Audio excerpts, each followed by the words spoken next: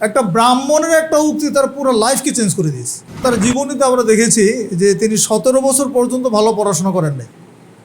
এটা কিন্তু একটা বড় ধরনের বিষয় যে আসলে আমরা চিন্তা করি যে আমাদের সন্তানদেরকে 4 বছর 5 বছর হলে কিভাবে স্কুলে দিতে হয়, মানে লোড নিতে পারতেছে না তবুও তাকে জোর করে মাদ্রাসায় ঢুকাইতেছি, তার পিঠে একটা বিশাল বইয়ের বোঝা দিচ্ছি, শিখাইতেই হবে যে কোনোভাবে। তিনি রাতার অন্ধকারে বের হয়ে গেছেন শিক্ষার জন্য পাটনাতে, তারপরে চলে গেলেন দিল্লিতে, সেখানে দীর্ঘ সময় পড়াশোনা করলেন। তারপরে সেই পড়াশোনাটাকে তিনি এমন একটা কাজে ব্যবহার করলেন। হাদিস ফাউন্ডেশন গবেষণা বিভাগ কর্তৃক আয়োজিত মাসিক সেমিনার 2 উপলক্ষে আয়োজিত আজকের এই সেমিনারের সম্মানিত সভাপতি, সম্মানিত প্রাবন্ধিক, আলোচকবৃন্দ, অত্র মার্কাজের সম্মানিত শিক্ষক মণ্ডলী এবং বিভিন্ন শিক্ষা প্রতিষ্ঠান থেকে আগত সুধীবৃন্দ, আমি সর্বাগ্রে মহান আল্লাহ রাব্বুল আলামিনের শুকরিয়া আদায় করছি যে এই সুন্দর আয়োজনে তিনি আমাদেরকে একত্রিত হওয়ার তৌফিক দান করেছেন। সেজন্য আবারও তার বারগাহে শুকরিয়া আদায় করি আলহামদুলিল্লাহ। আজকের সেমিনারের শিরোনাম এবং প্রবন্ধ আমরা শুনেছি। অত্যন্ত গুরুত্বপূর্ণ একটি টপিকে আজকের সেমিনার সম্পন্ন হয়েছে, যেটা আমাদের আন্দোলনের জন্য একটা মাইল ফলক। বিশেষ করে যে আন্দোলনের নেতৃত্ব আমরা দিচ্ছি এই বাংলাদেশে, তারই পূর্বসূরি হচ্ছেন তারা। শুধু বাংলাদেশে নয়, উপমহাদেশে আহলে হাদিস আন্দোলনে আহলে হাদিস আকীদা মানহাজ প্রসারে মিয়া নাজির হোসেন দেহলভীর অবদান। আমি শুরুতে ধন্যবাদ জানাচ্ছি সম্মানিত প্রাবন্ধিককে। তিনি সংক্ষিপ্ত পরিসরে আমাদের সামনে মিয়া নাজির হোসেন দেহলভী রহিমউল্লাহর জীবনীটা সংক্ষিপ্ত আকারে এমনভাবে উপস্থাপন করেছেন যে মোটামুটি একটা তার সম্পর্কে ধারণা আমাদের সবার হয়ে গেছে।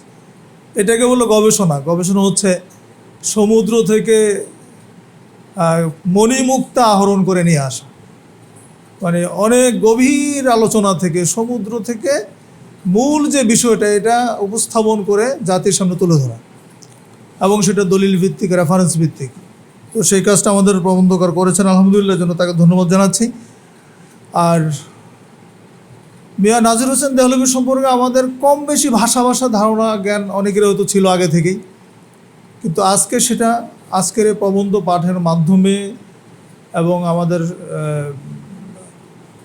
মানে শায়েখ আলোচক শায়েখ আখতার মাদানী হাফিজুল্লাহ তার বক্তব্য সংক্ষিপ্ত হলেও জামেমানের কথা তিনি বলেছেন, সেখান থেকে আমাদের তার সম্পর্কে জ্ঞানের পরিধিটা আগের চেয়ে অনেক বৃদ্ধি পেয়েছে আলহামদুলিল্লাহ। কিছু শিক্ষণীয় আমাদের আছে, কারণ তার জীবনীতে আমরা দেখেছি যে তিনি 17 বছর পর্যন্ত ভালো পড়াশোনা করেন নাই।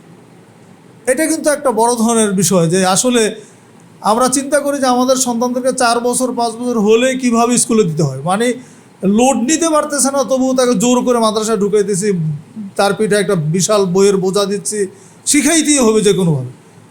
কিন্তু দেখেন, মানুষের মূল পরিবর্তনকারী কিছু ঘটনা আছে। একটা ব্রাহ্মণের একটা উক্তি তার পুরো লাইফকে চেঞ্জ করে দিয়েছে। ব্রাহ্মণের একটা মুসলমান না, সে তো তার শুভাকাঙ্ক্ষী মাত্র, পরিচিত মানুষ, এমন একটা কথা, এমন একটা বাক্য বলেছে যে বাক্যটা তার মানে এমনভাবে বিদ্ধ হয়েছে ভিতরে যে মিয়া নাজির হোসেন, তোমার বংশ সবাই মৌলবী আর তুমি কি জাহেল থাকবা, এমনভাবে হিট করেছে যে তাই তো, কথা তো ঠিক।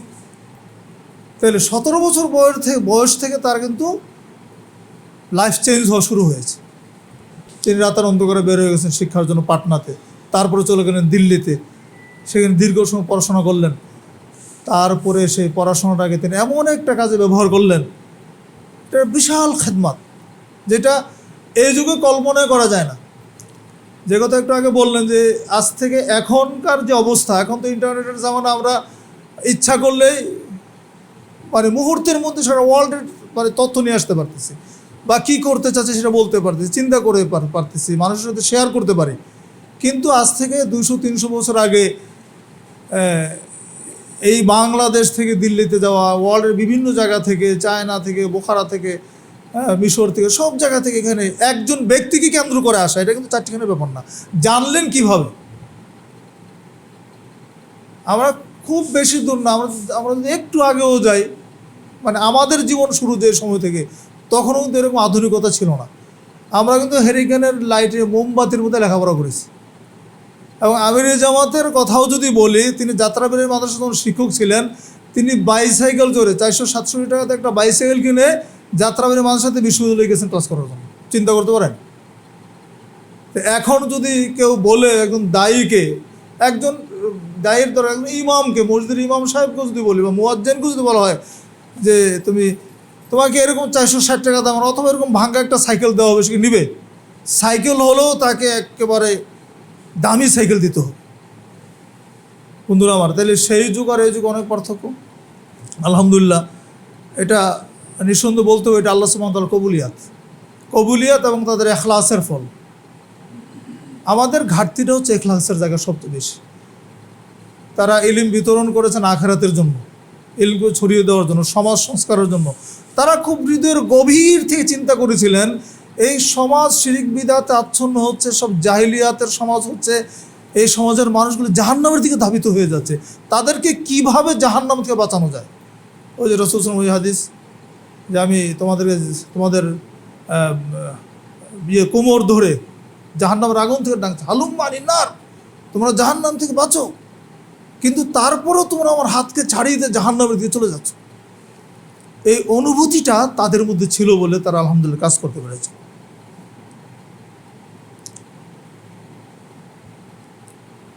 শুধু ইলম বিতরণে নয়, তিনি এটাকে একটা সাংগঠনিক দাওয়াতের রূপ দিয়েছিলেন, যেটা আমরা আলোচনা শুনেছি। প্রবন্ধকরা বলেছেন তার বক্তব্যের মধ্যে অল ইন্ডিয়া কনফারেন্স, তারপরে ওরাবে আহলে হাদিস, এই সংগঠনগুলো তখন সেই সময় জন্মলাভ করেছে। তাহলে সাংগঠনিক প্রক্রিয়ার সমাজ সংস্কারের প্রয়োজনীয়তাটা তারা বুঝেছেন ওই সময়। তাহলে আমাদের কি বুঝতে বাকি থাকার আর কোনো কারণ থাকতে পারে? একটা সমাজকে সংস্কার করতে হলে, সমাজের গতিপথকে ফিরাতে হলে একক প্রচেষ্টা হয় না, একটা সম্মিলিত প্রয়াস লাগে। সেটা তারাও অনুভব করেছিলেন, সেই জন্য তারা এগুলো করেছে। আর সেই অনুভূতি থেকে আমরা তাদের যে কথা বলা হচ্ছে, আমরা তাদের রুহানি ছাত্র, রুহানি শিক্ষক থেকে এই ইলমি ফায়েজটাও যদি নেই, তাহলে আমাদের সমাজ সংস্কার করার জন্য ঐক্যবদ্ধ প্রচেষ্টা চালাইতে হবে। দাওয়াতি ময়দানে একাকী নয়, সম্মিলিতভাবে প্রয়াস চালাইতে হবে। সেটা তারা করেছেন, আমাদেরকেও করতে হবে। সেজন্য আলহামদুলিল্লাহ আহলে হাদিস বাংলাদেশ সমাজ সংস্কারের কাজ করে যাচ্ছে। আজকের এই সেমিনার থেকে আমরা যা শিখতে পারলাম, সেখান থেকে হয়তো মিয়া নাজির হোসেন দেহলভী মানে হওয়া সম্ভব না সবার পক্ষে, কিন্তু সে আকাঙ্ক্ষা করতে তো অসুবিধা নেই। আমরা পারি না, আমাদের সন্তানরাও তো পারতে পারে, কারণ কবুলিয়াত কোথায় আছে, আল্লাহ কার ভাগ্যে কি লিখে রেখেছেন সেটা আমরা কেউ জানি না। কারণ মিয়া নাজির হোসেন দেহলভী রহিমাহুল্লাহ নিশ্চয়ই 17 বছর আগে তিনি জানতেন না তিনি এইরকম একজন বিদ্বান হবেন, মুজাদ্দিদ হবেন।